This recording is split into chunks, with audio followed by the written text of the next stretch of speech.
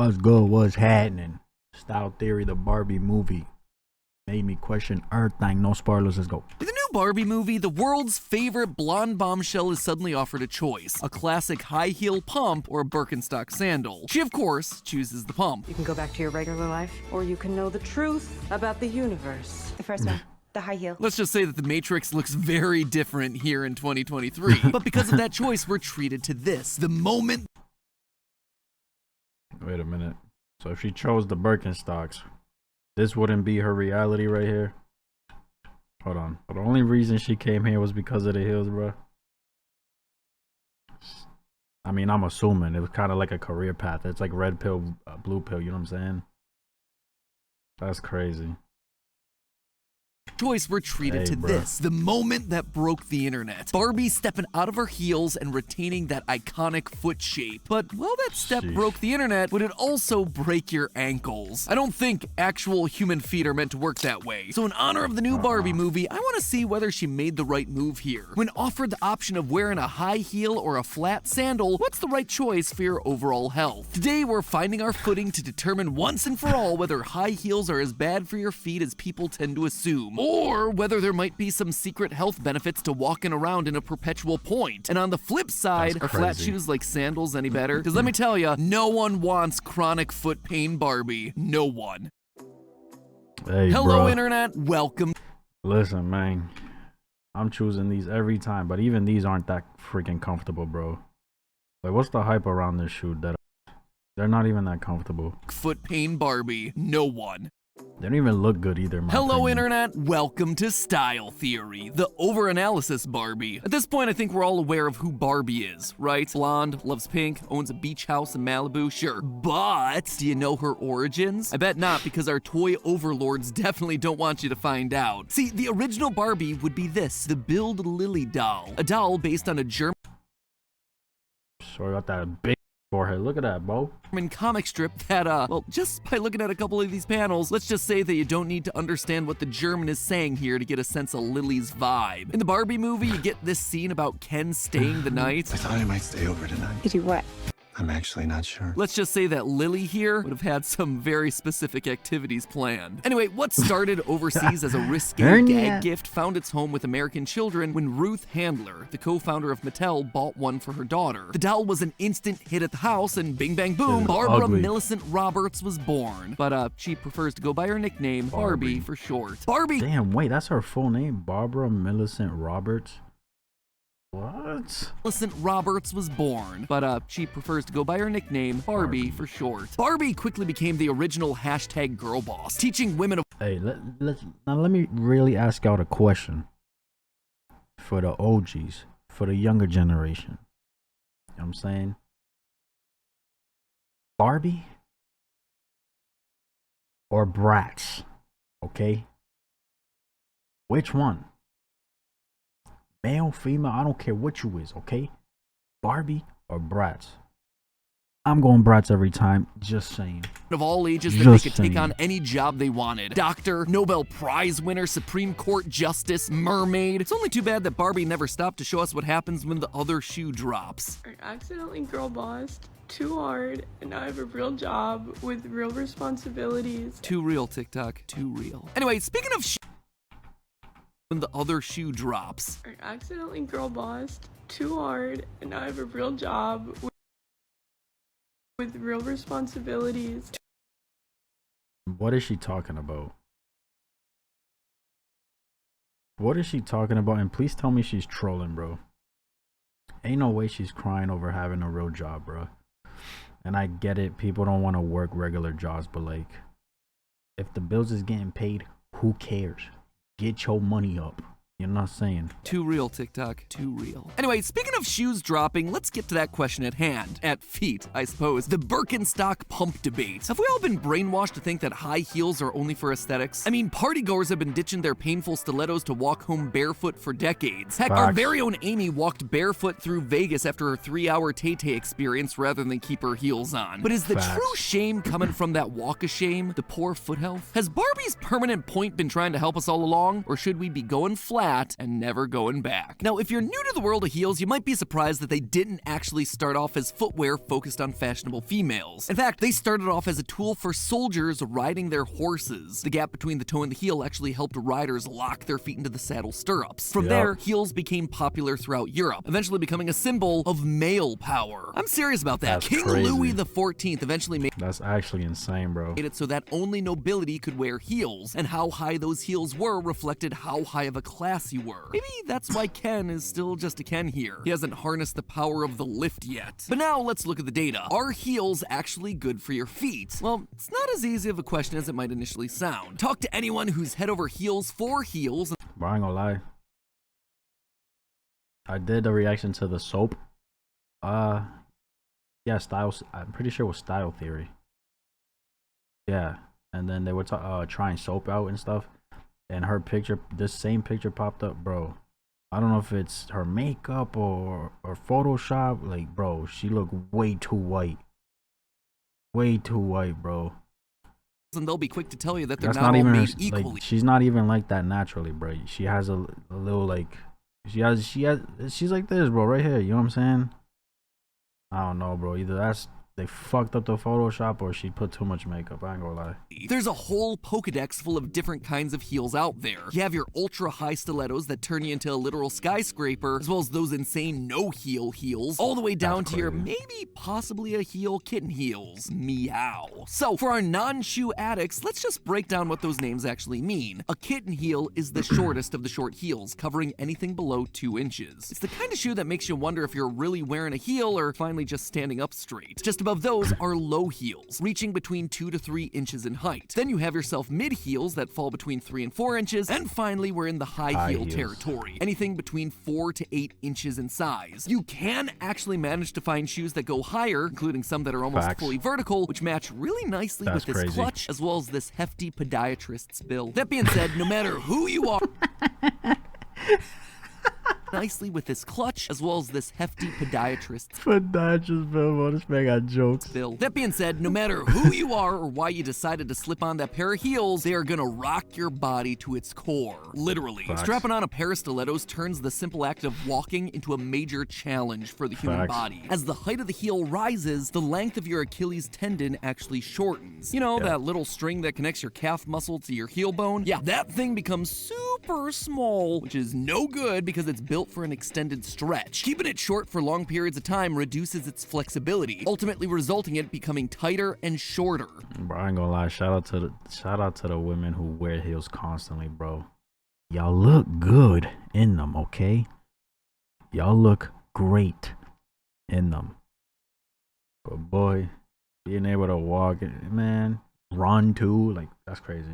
Looking past the tendon, high heels force the muscles of your legs to flex, which gives the wearer an instant booty lift. Well, that seems like it should be a good thing. It actually comes at a severe cost: joint stress. Your chest and pelvis are suddenly forced to sit forward, which means that your butt gets pushed back. This shifts your entire center of gravity and changes the normal angle of your leg, causing the front of your body to try and fall forward while making the knees work double time to keep you from face planting into the ground. That struggle between you and gravity means that 90% of your body weight is now focused over the balls of your feet, instead of being spread evenly across the larger surface area of your full foot. And because your muscles are now working super hard to hold you upright, it becomes harder for them to also propel you forward. So in total, high heels gives us straining muscles, knee pressure, and short, stiff tendons. It's not looking all that great for Barbie's footwear of choice. So are there any actual benefits to wearing heels? It turns out that the answer is yes. In fact, a 2015 study found that regular high heel use increased ankle strength. The study found that oh, absolutely, bro. What? You constantly in heels, bro? Them ankles is tough. You know what I'm saying? balancing on the balls of your feet all day is basically the equivalent of CrossFit for your ankles. The women in the study would wear 10 centimeters or 4-inch heels 3 times a week or more for multiple hours a day. And with each passing year that they wore the heels, their ankle strength increased. Pretty crazy, right? Just imagine all of us now walking around in high heels training up our ankles. I might have skipped a leg day, but you know what day I never skip? Ankle day. Some guy tries to attack us in a dark alley and we whip out some fancy ankle moves. That right there, that's the good news. Here comes the bad news, it only worked for 3 years. Yeah, believe it or not, but year after year after year, the muscles in and around the ankle area got stronger. Until year 4, when suddenly that muscle strength took a nosedive. After 4 years, they found that their ankle muscles started getting weaker, leaving them more prone to injury. You see, the consistent heel use resulted. Bro, I ain't gonna lie, bro. Oh my god. Just I don't know, bro. I don't know, bro. I feel like the foot in general, injuring your foot is just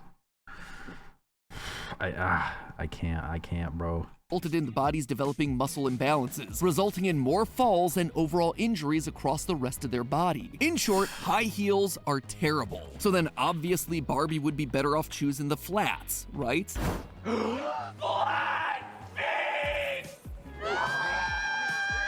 The fuck? Nope, the twist here is that wearing shoes that are completely flat, like slides, or yes, even some of those casual Birkenstocks, aren't any better. Flat shoes typically have themselves very little protection from the ground below, meaning that when your foot hits the floor, there's very little there to absorb the shock. As a result, the thin, long ligament in your foot known as the plantar fascia ends up taking a lot of the shock. Over time, this repeated stress on your ligament causes it to inflame, which can lead to conditions like plantar fasciitis, where you can have a lot of chronic stabbing pain throughout your foot. So my apologies to Sophia Nygaard, but your favorite shoe choice there is just as guilty as the pump. So clearly we've created a bit of a dilemma here. The heels are too high and causing severe muscle issues, but the flats are too low, doing literally nothing to protect our feet from the high and causing severe muscle issues, but the flats are too Bro, what the We've created fuck? a bit of a dilemma here. The heels are too high and causing severe muscle issues, but the flats are Y'all seen that glitch? too low, doing literally nothing to protect our feet from the pounding of the pavement. What we need is some sort of a Goldilocks solution, something that's just right. And let me tell ya, it does exist, but it requires us talking about the most important factor in the shoe game, your arch. If you have no idea what I'm talking about, it's the inside curve of your foot. According to podiatrists, the shoes that you ultimately choose to wear should have a slight heel to better support your foot's natural arch. This in turn will put less strain on the Achilles tendon that we talked about earlier. In fact, there's actually a test to find you your perfect lift. Ladies and gentlemen, I present to you the perfect heel formula. Or at least I present it to you after I put you to the test, the subscribe button test. What other channel on YouTube is gonna definitively prove what the best soap is?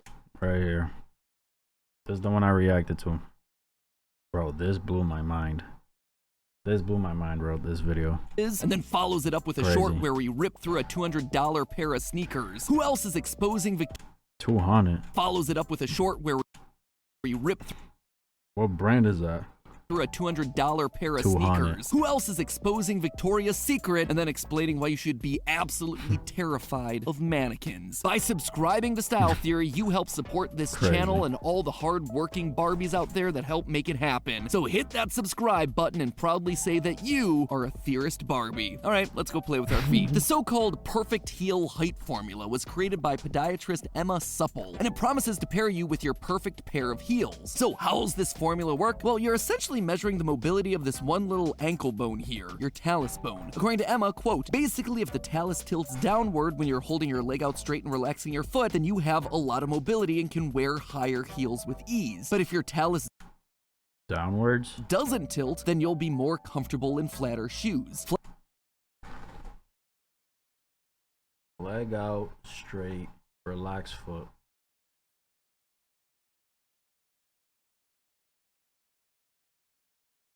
I think so. Yeah, I think so. Mine's just going down.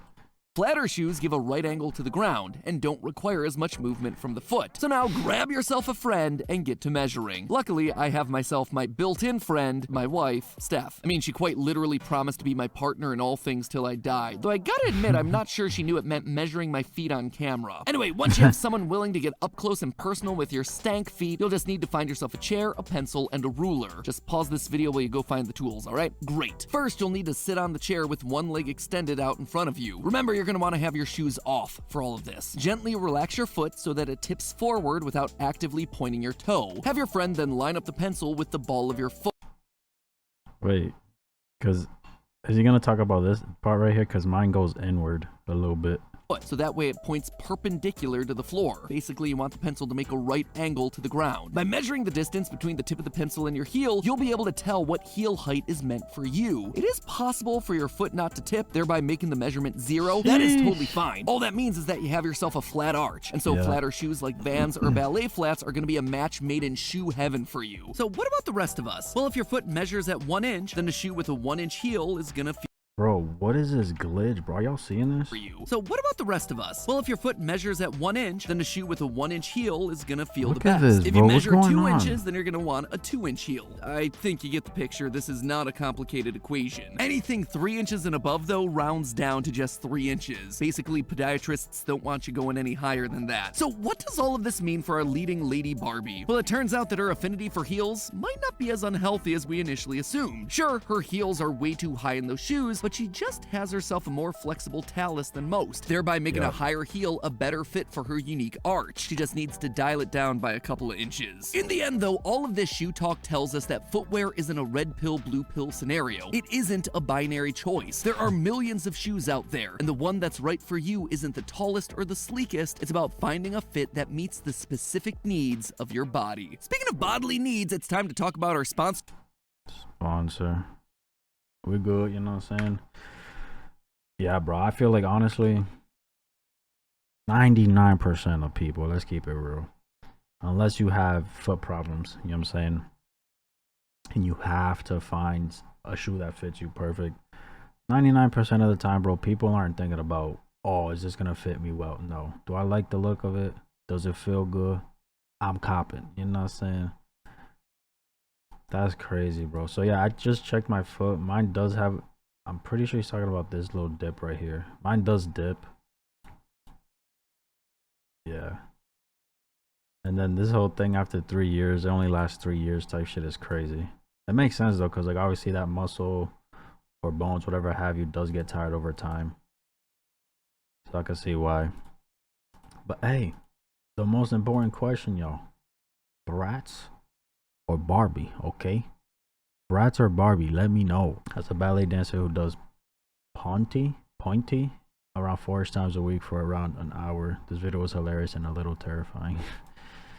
You know, my mom was a dancer, spent most of her teens in adult life in high heels. As she got older, she of course thought flats were more sensible, and it caused serious pain. Turns out that her Achilles tendons had indeed shortened and tensed over the year. Yeah, bro, that's insane. That's crazy, man. Let me know what you guys thought though. That's my reaction. If you enjoyed this video, like, subscribe if you haven't, and I'm out.